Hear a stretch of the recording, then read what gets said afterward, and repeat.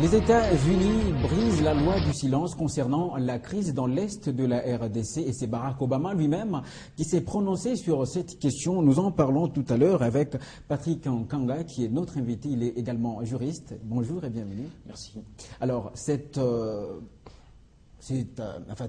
discours, en fait, cette position des États-Unis sur la question de la crise dans l'Est du pays, qu'est-ce que ça signifie précisément ?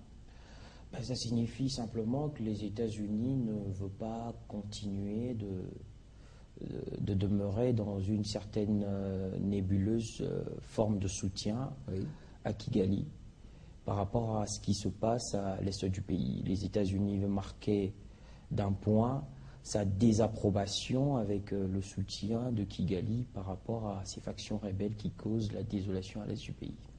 Alors, est-ce que ce n'est pas là une façon pour les États-Unis de noyer les poissons? Parce qu'on le sait depuis longtemps, le Rwanda a toujours été choyé par les États-Unis. Ce n'est pas une façon de détourner l'attention des Congolais? Mais écoutez, ce n'est pas depuis toujours que le Rwanda a été, je ne sais pas dire s'il faut employer le mot choyé, ce n'est pas depuis toujours que le Rwanda a eu des relations assez approfondies avec les États-Unis. C'est depuis une certaine période. Et aujourd'hui, il est étalé à la place publique de plus en plus les acteurs qui ont eu à faire que cette relation puisse être entretenue à ce niveau-là.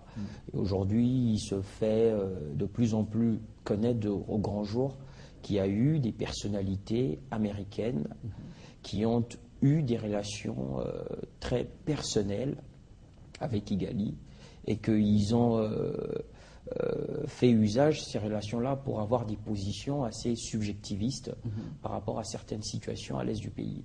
Mais je crois que le président Barack Obama, au cours de son second mandat, veut enrayer définitivement ce problème et couper ce lien assez cynique qu'a eu Washington avec certaines choses qui se sont passées en RDC qui ne sont pas de nature à favoriser la stabilité dans la sous-région. Alors, est-ce que Kigali sera prêt à courber les chines sur justement à cet appel de Barack Obama? Parce que lorsque le régime du Rwanda brandit la menace des FDLR, il trouve que c'est légitime.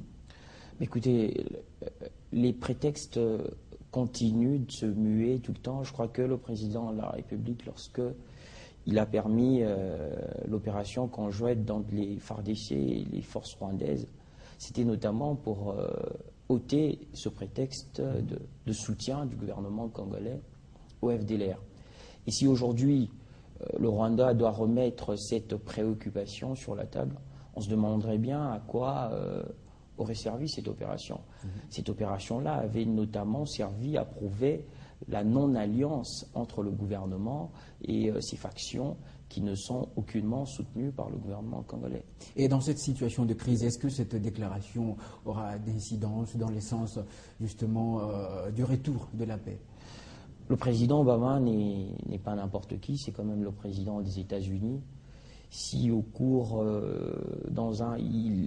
il a eu à émettre un appel téléphonique pour appeler son homologue rwandais, le président Kagame, pour lui faire part de la désapprobation de Washington à une quelconque forme de soutien de Kigali au M23, je crois que Kigali doit se rétracter par rapport à cela. Et je crois que dans un futur assez proche, nous aurons des résultats escomptés par rapport à cela. Alors, la nouvelle a fait sensation dans la presse, comme dans une certaine sphère politique congolaise. Est-ce que on doit s'en contenter? On ne doit pas s'en contenter, on ne doit pas non plus verser dans une forme d'autosatisfaction, parce que la diplomatie doit continuer à faire le travail acharné qu'il est en train de faire.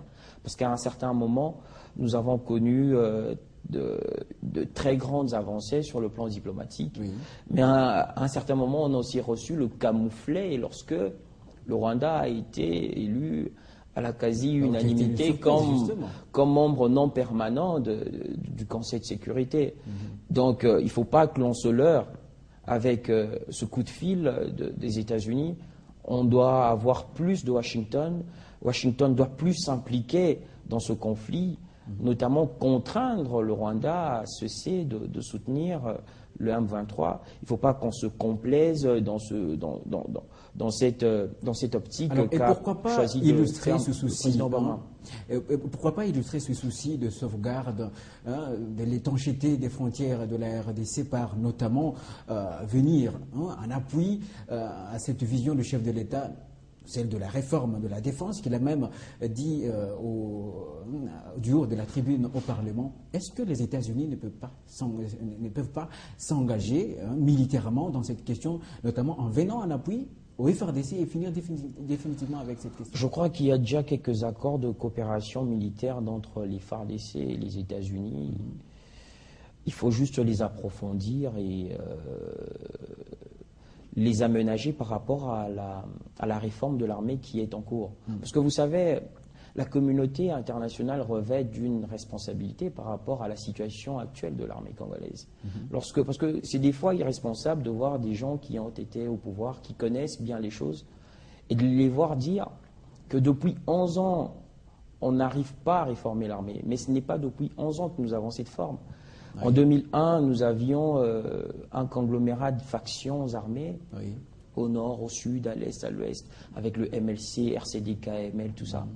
Lorsque l'accord global et inclusif de San Suu Kyi intervient, on demande aux forces en présence de commuer les forces, notamment par le brassage, par le mixage. Cela s'est fait sous les auspices du SIAT. Le SIAT qui était les yeux et les oreilles de la communauté internationale à l'époque. On nous a demandé de faire une superposition des forces qui n'avaient pas nécessairement ou forcément en commun la même vision de la patrie, la même vision de la nation. Et des fois, lorsque il a fallu déplacer des forces qui ont géré pour aller dans un autre espace du territoire, il y a eu tout le temps des crises qui s'en est suivies. Et ceux qui nous ont, à l'époque, demandé de faire ce brassage et ce mixage sont bien connus. Il ne faut pas que l'on fasse fi de cela.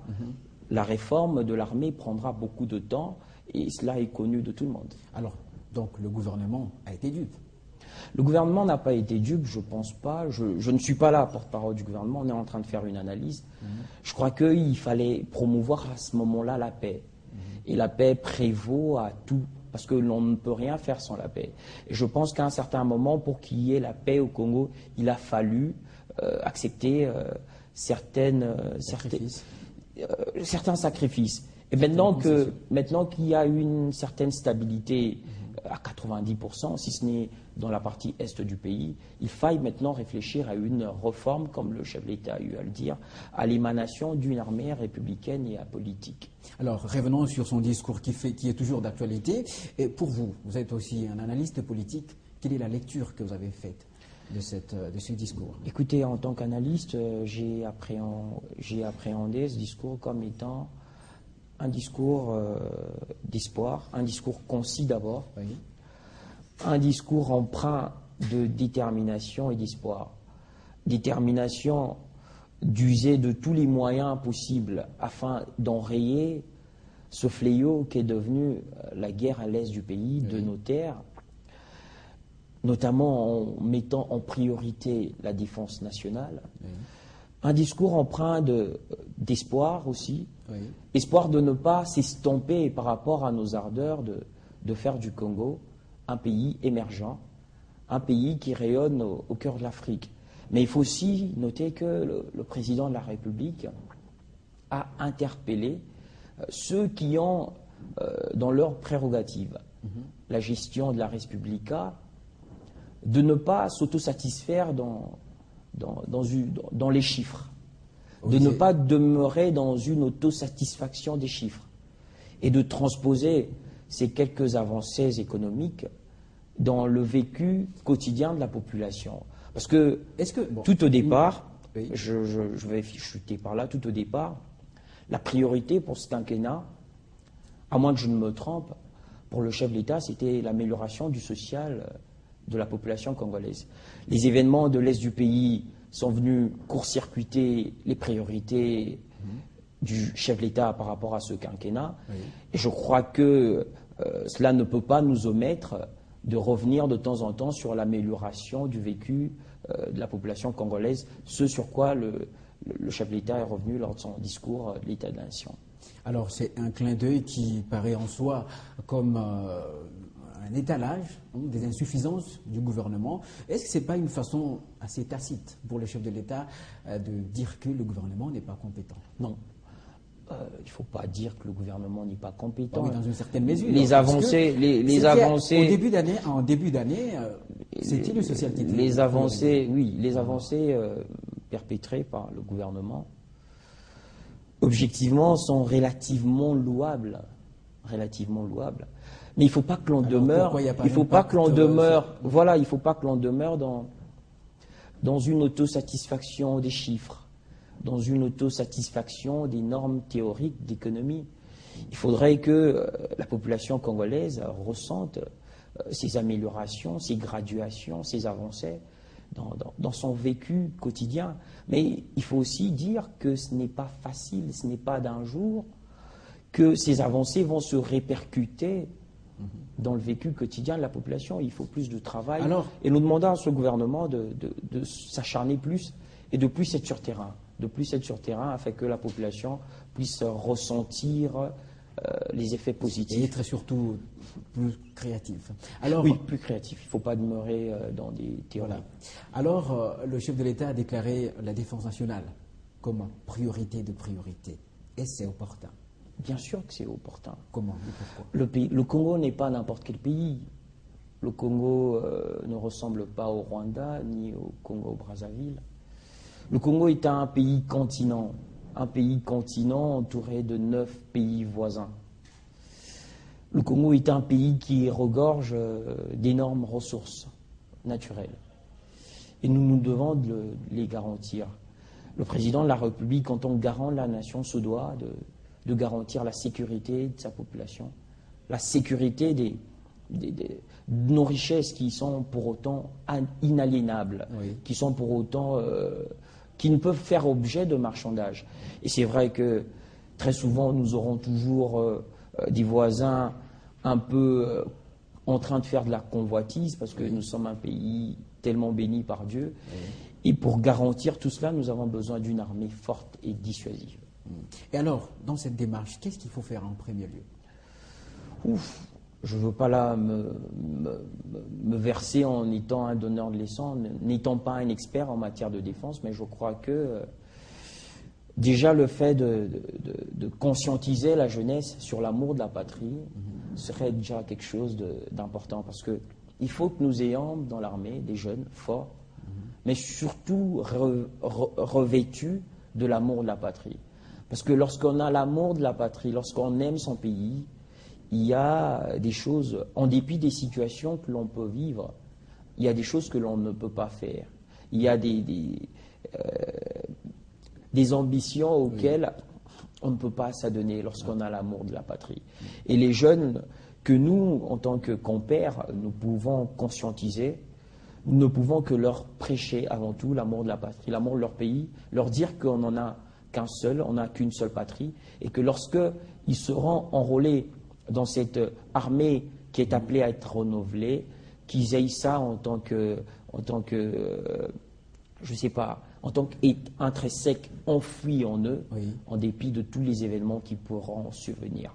Alors vous parlez du renouvellement de l'armée, et cela pourrait également amener à chambouler toute la chaîne de commandement, toute hiérarchie militaire, n'est-ce pas? Lorsque l'on parle de l'armée, là, dans cette forme, nous ne voyons pas nécessairement la chaîne de commandement. Il faut aussi noter qu'il y a eu des avancées assez significatives depuis que... Oui.